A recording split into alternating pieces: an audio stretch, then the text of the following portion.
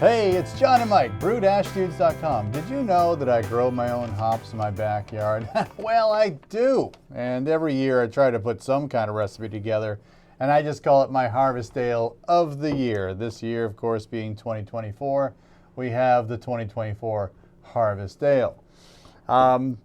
This time I did something a little bit different. This time, and it's probably based on last year's harvest ale, I wanted to see if the Chinook hops that I have in my backyard were up to snuff. So we did a 1 gallon pilot batch, which we're going to taste right now. Okay. To see if, if the hops are good enough for a full 5 gallon batch. I'm doing it for the dash. So let's go through the recipe. Of course, I would scale this up if it's good enough to go. Got plenty of hops.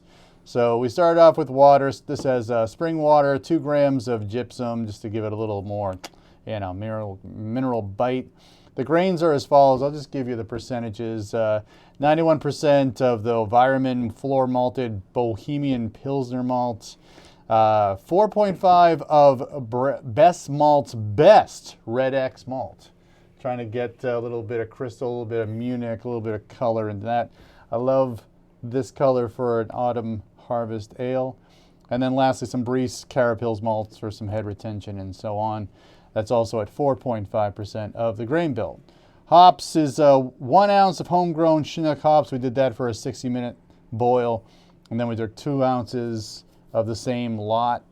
We did a whirlpool for 10 minutes at 180 degrees Fahrenheit, 82 degrees Celsius. The yeast that's in this is the Brew Verdant IPA yeast.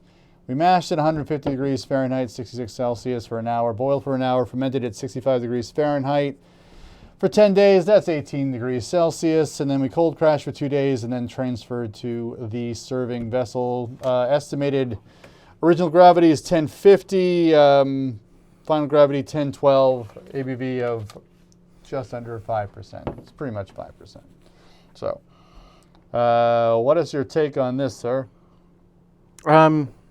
The very first, well, the appearance of it, first of all, it's like right in that Sierra Nevada sort of domain. And I like it. It's, gold. It's like a darker gold. So that's nice. The very first whiff I got off of it was, I got like what I thought was just classic American sea hop. There was a little bit of a bright citrus note there, somewhere between like red grapefruit flesh and a little bit of candied orange. It was really nice. Yep. I think I still get that a little bit, but on the flavor profile, it's more of like that citrusness, more of the citrus pith, a little bit biting, not in a detracting way, but there's also definitely an earthy, not really earthy, but like a spicy earthiness to the hop as well in the flavor profile. And then it yields to a little bit more of that citrus flavor. I think the citrus flavor is stronger in the aroma than the flavor. But if you want a beer, it's a very clean bitterness. It doesn't linger a lot, but it's aggressively enough like bitter, which is maybe for homegrown hops wise. I mean, there's a lot of IBU coming out of here. Yeah. And then the malt bill is pretty nice. It's like very supportive of the hop showcase here. The beer, the overall mouthfeel of the beer is nice with the Red X, probably more of that Carapils. But overall I like the whole thing. This seems to be the most genuine, like legit expression from a homegrown hop that I think. This is a super clean hop character without any weird, overly resiny or overly earthy spiciness. I'm still getting some of that citrus thing, and then there's a little bit of aggressiveness to it. I mean, it's very nostalgic 2000s, early 2000s type of bitter ale. Yeah. Well, I mean, that's what I'm going for. I think there was one magical season where, and I think I was using a different yeast strain. I was looking to use Cellar Sciences, not hazy. They have something else. Do they have hazy? They have hazy. They have Cali. Yeah.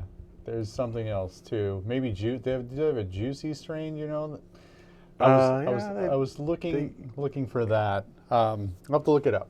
Yeah. I'll just say that our local homebrew shop only has a few strains from Cellar Science, and I did not see the one that I wanted. So I got the Verdant IPA. I know that he has that in stock all the time. Because it's a very popular hop-forward yeast strain. It's sort of like London Ale 3, a derivative of that, in dry form, which is great.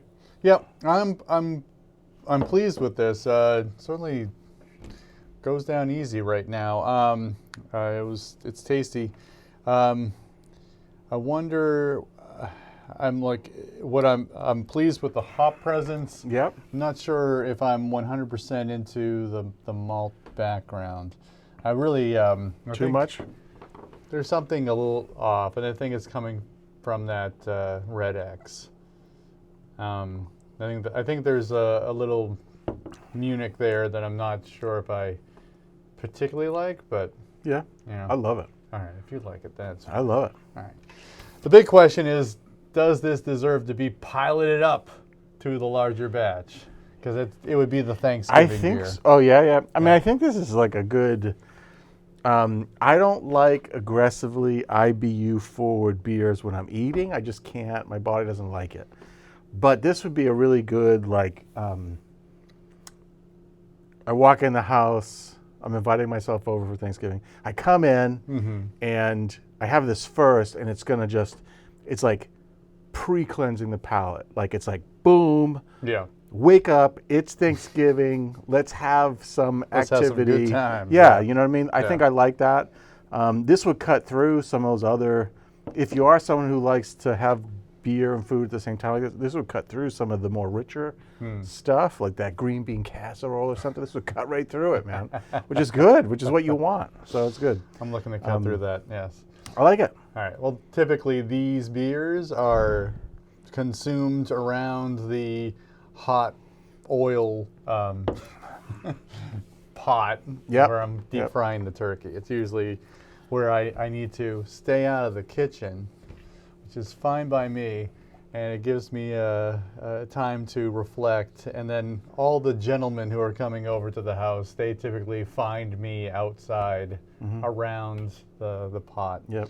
And that's when I'm like, would you like a beer? Because I would like a beer. So do you think you'd want to substitute something else for the Red X, or I don't think so. Pull it back a little bit? Maybe pull it back. So like they're at like 4.5%, right? Yeah. I mean, 3.5%, yeah, maybe? I don't know, maybe. Yeah. I don't know. We'll see. Yeah. Maybe I'll switch it out with just some caramel. I don't know. Yeah. I like this better than caramel, like a traditional crystal or caramel would be, unless you play with the percentages a little bit.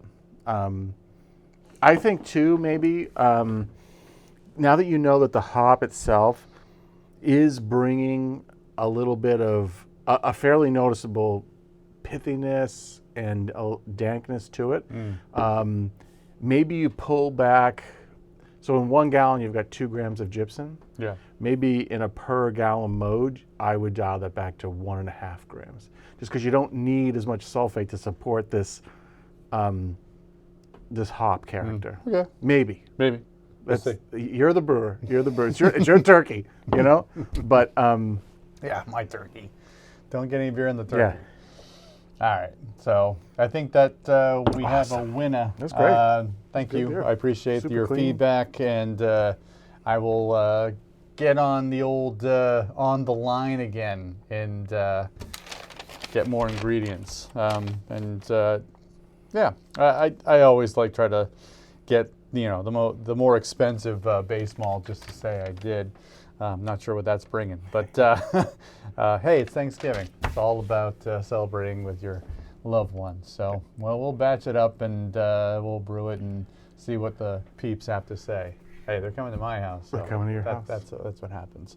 All right. Hopefully you got something out of this. Do you have Harvest Ale ideas? Do you have Harvest Ale plans?